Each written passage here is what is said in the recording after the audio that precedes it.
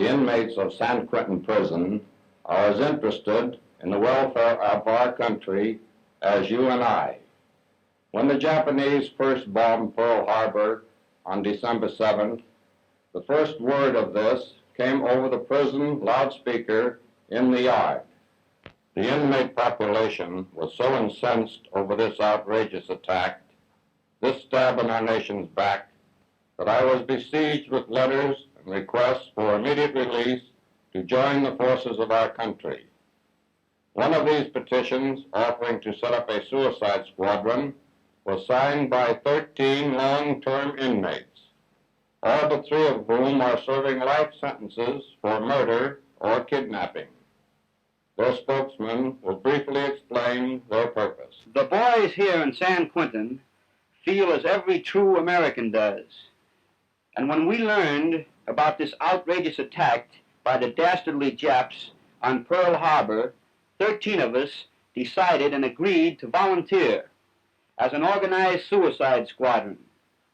We want it understood that we are not trying to gain our freedom. If we should be given this opportunity, and any of us survive, we would be glad to return and finish our sentences. Another national plan has been sponsored by the San Quentin News, a weekly paper published by our inmates. San Quentin Prison is an institution where men confined can take advantage of an extensive training program. It is our aim to send men back into society when eligible for release, better fitted through education, trade training, and proper mental attitude, to resume their places as good citizens. Confinement is punishment. From the day a man enters the prison gate, rehabilitation should begin.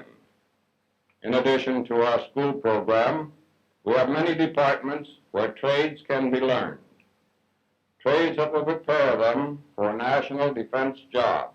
Most of our newcomers receive their first job assignment in the jute mill where grain bags and burlap are made.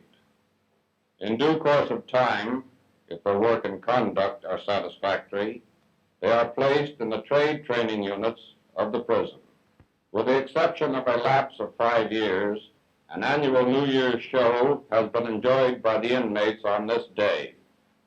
Last year, I revived their show in order that the men confined might have for their entertainment a show of outside talent. This year, they opened their show with a patriotic theme, joined by the 4,000 inmates of San Quentin Prison.